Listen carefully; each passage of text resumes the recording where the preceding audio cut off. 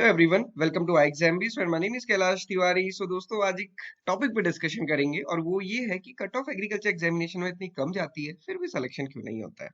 आप कहेंगे सर इस बार तो आईबीपीएस एएफओ में लास्ट ईयर के कंपैरिजन में कट ऑफ ज्यादा गई है। तो डेफिनेटली उसमें थोड़ी सी ज्यादा गई है, बट आप इनको बाकी एग्जामिनेशन से कंपेयर करेंगे आईपीएस पीओ क्लर्क वगैरह से, तो आपको पता चलेगा कि आपकी काफी कम है, डिस्पाइट कि वहां पे डिफिकल्टी लेवल और ज्यादा होता है। अब ऐसा क्यों होता है, इसको थोड़ा सा हम डिस्कस करेंगे। और ये बात सिर्फ आईबीपीएस एएफओ की नहीं है, या फिर आरआरबी एएफओ में देखेंगे आप, वहां पे भी यही ट्रेंड रहता है। नाबार्ड में भी यही ट्रेंड रहता है कि एग्रीकल्चर स्टूडेंट्स की या जो एग्रीकल्चर स्ट्रीम होती है वहां पे कट ऑफ कम होती है। डी ट्रिपल एस बी में भी आप देखेंगे एसओ हॉर्टिकल्चर की कट ऑफ देखेंगे, और बाकी जो डी ट्रिपल एस बी के जनरल एग्जामिनेशन होते हैं वहां पे बहुत अंतर होता है।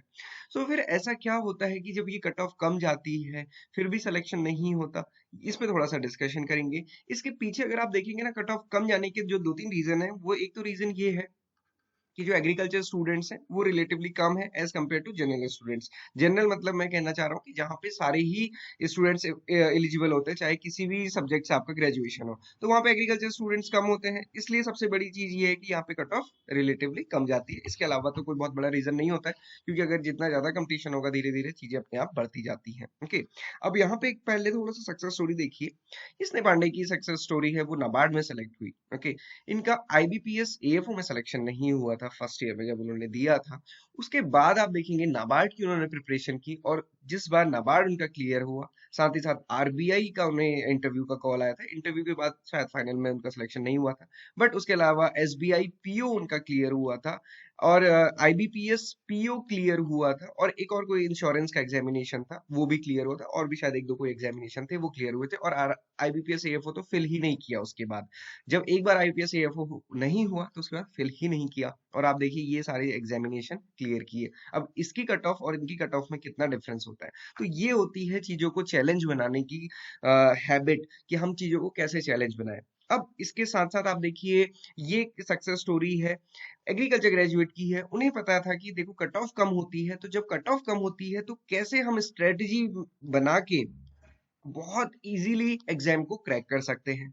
यहाँ पे ऐसा नहीं कि बहुत सारे एग्जाम क्रैक किए, बट ये है कि कैसे 6 महीने में ही नाबार्ड के एग्जाम को क्रैक कर लिया अपने ही सब्जेक्ट में, और क्योंकि कट ऑफ कम होती है तो कैसे उसको स्ट्रेटेजाइज किया। तो दोनों ही सक्सेस स्टोरी अवेलेबल है, आप इनको कवर कर सकते हैं। कहने का मतलब ये है कि कट ऑफ कम होने से ना हम जो सोचने लगते हैं, इसको चलो आगे डिस्कस करेंगे फिर बात करते हैं, पहले कट ऑफ देख लेते हैं। आपने कल देखा था कट ऑफ की, जो आईबीपीएस एएफओ की कट ऑफ गई है वो 8 नंबर इंग्लिश में, रीजनिंग में 7 marks, and general sorry quants में, क्योंकि यहाँ जनरल अवेयरनेस नहीं होता, 9.5 मार्क्स गई है। लास्ट ईयर कंपैरिजन में ये ज्यादा है, क्योंकि लास्ट ईयर में आप देखेंगे 6 मार्क्स थी क्वांट्स में, रीजनिंग में लास्ट टाइम 5.75 थी, और इंग्लिश में 5.75 थी, और इस बार ये कट ऑफ ज्यादा गई है, और ओवरऑल कट ऑफ तो और ज्यादा गई है। ओके, तो ये यहाँ पे डिफरेंस है। अब ये आप देखेंगे ये फिर भी कम है, क्योंकि आउट ऑफ 125 मार्क्स है ये कट ऑफ है, 125 में से 36 ना, 50% से भी काफी कम है। सो यहाँ पे यही हमें समझना है कि ऐसा होता क्यों है। इसका सबसे बड़ा रीजन है हमारी मार्जिनल अप्रोच। आप कहेंगे सर ये मार्जिनल अप्रोच क्या है। मार्जिनल अप्रोच ये है कि हम उतना ही प्रिपेयर करते हैं जितने से हमें लगता है कि काम चल जाएगा। और वो काम कितने से चल जाएगा, अब अगर मान लीजिए किसी ने 6 नंबर 5 नंबर 5 नंबर टारगेट लेकर चले थे, तो अब ये तो सारे ही ऊपर चले गए हैं। और 6 नंबर में भी कई स्टूडेंट क्या होता है कि सर 6 मार्क्स है ना, हम 10 मार्क्स तक का टारगेट लेके चल रहे हैं। अरे फिर क्या वहां पे सारे सही हो जाएंगे क्या? एग्जाम हॉल में तो वैसे ही सारी चीज सही नहीं होती, और जब आप 10 मार्क्स का टारगेट लेके चल रहे हैं ना, ट्रस्ट मी वो क्वेश्चन तो आएंगे भी नहीं जिन पे आप कॉन्फिडेंट होंगे। सो इस ये सबसे बड़ा इशू है। जब तक आप चीजों को अपने लिए डर का रीजन बनाए रखेंगे ना, तब तक वो चीजें आपको डराती रहेंगी। अगर आपको पजल्स डराती है ना, तो वो हमेशा आपको डराती ही रहेगी जब तक कि आप उसको ना डरा दो। तो इसलिए हमारे टीचर हमसे कहते थे कि बेटा मैथ्स को अगर आप दोस्त नहीं बनाओगे ना, तो फिर वो बिल्कुल दुश्मन की तरह काम करेगी। और दोस्त कैसे बनाया जाता है? जिसको रोज टाइम दिया जाता है। तो ये ऐसी चीजें हैं जिनको आप रोज टाइम दीजिए, तो रोज टाइम देंगे तो डेफिनेटली बहुत अच्छा प्रिपेयर कर पाएंगे। सिमिलरली नाबार्ड में भी है, आप देखिए जनरल की कट ऑफ 41.75, और यहाँ पे एग्रीकल्चर से रिलेटेड जो सब्जेक्ट्स है आप देखेंगे, लैंड डेवलपमेंट सॉइल साइंस है 39.50, एग्री मार्केटिंग है 90, तो ये यहाँ पे कट ऑफ कम जाती है। और सबसे बड़ी बात क्या है, इस बार एग्रीकल्चर रिलेटेड स्ट्रीम्स नहीं है। तो इस बार जो एग्रीकल्चर स्टूडेंट्स थे उन्होंने फॉर्म फिल किया जनरल स्ट्रीम में। और इस बार अभी क्योंकि हम इंटरव्यू के लिए मॉक इंटरव्यूज कर रहे हैं स्टूडेंट्स के, बहुत सारे स्टूडेंट जनरल स्ट्रीम में एग्रीकल्चर बैकग्राउंड के, और देख के काफी खुशी भी होती है। और यही समझने की भी चीज है ना, इस बार अच्छा हुआ कि नहीं आई। अदरवाइज क्या होता है, 3 वैकेंसीज के लिए सारे स्टूडेंट एग्रीकल्चर में अप्लाई करते, और 9 स्टूडेंट्स बेसिकली इंटरव्यू में जाते हैं और 3 का उसमें सिलेक्शन होता है। अब देखिए जनरल में क्योंकि वैकेंसी ज्यादा है तो ज्यादा स्टूडेंट इंटरव्यू में गए हैं और उनके सिलेक्शन के चांसेस भी ज्यादा है, क्योंकि जर्नलिस्ट में एग्रीकल्चर के स्टूडेंट होना बहुत रेयर होता है। ऊपर हमने जो सक्सेस स्टोरी देखी 2019 की, स्नेह पांडे ने भी जनरल में ही एग्जामिनेशन क्रैक किया था, कोई एग्रीकल्चर में नहीं। क्यों हम सोचते हैं कि एग्रीकल्चर में कम कट ऑफ जाएगी तो हम वहां से प्रिपेयर करें। तो ये थोड़ा सा चीजों को ध्यान रखिए, समझिए मैं क्या कहना चाहता हूँ, और ऐसे एग्जाम को प्रिपेयर कीजिए। नाबार्ड को टारगेट कीजिए। मैं नाबार्ड को टारगेट करने को क्यों कहता हूँ, क्योंकि यहाँ पे आपके 8 सब्जेक्ट्स हैं। हम क्वांट्स, रीजनिंग, इंग्लिश ही टारगेट करते हैं, एग्रीकल्चर ही पढ़ते हैं। उसकी वजह से क्या होता है, हमारी बहुत लिमिटेड अप्रोच हो जाती है। जहां पे भी जनरल अवेयरनेस आता है वहां पे हमें डर लगने लग जाती है। अब चाहे आप DSSS भी देखेंगे तो यहाँ पे भी SSC लेवल का ये सारी ही चीजें हैं।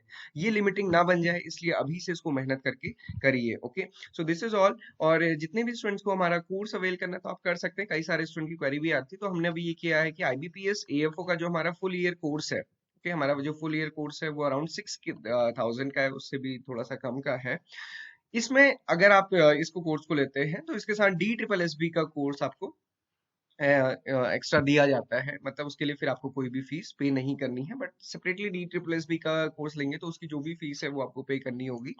और इसके अलावा मैं तो हमेशा कहता हूँ कि आप नाबार्ड एग्जामिनेशन को टारगेट कीजिए, आपके सारे एग्जाम क्लियर होंगे। क्योंकि नाबार्ड में तो क्वांट, रीजनिंग, इंग्लिश, एग्रीकल्चर है ही है, तो ये तो हो ही रहेगा, है ना। एग्रीकल्चर का आप नाबार्ड एग्रीकल्चर का कोर्स ले लीजिए, आपका क्वांट, रीजनिंग, इंग्लिश, एग्रीकल्चर तो कंप्लीट हो ही जाएगा।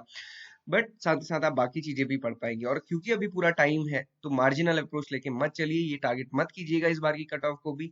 क्यों ना हम 50 मार्क्स का क्वांट्स है तो 50 में से 40 टारगेट करें। अब आपको लगेगा सर ये कैसी बात है, टारगेट तो किया जा सकता है ना, टारगेट लेने में क्या दिक्कत है। जब आप सोचेंगे ही नहीं तो फिर करेंगे भी कैसे। तो ये चीज थोड़ा सा सोचिएगा। आपके क्या थॉट है मुझे जरूर बताइएगा, किस सब्जेक्ट में आपकी गड़बड़ हुई कमेंट बॉक्स में जरूर बताइएगा। Thank you for watching this video and have a great day.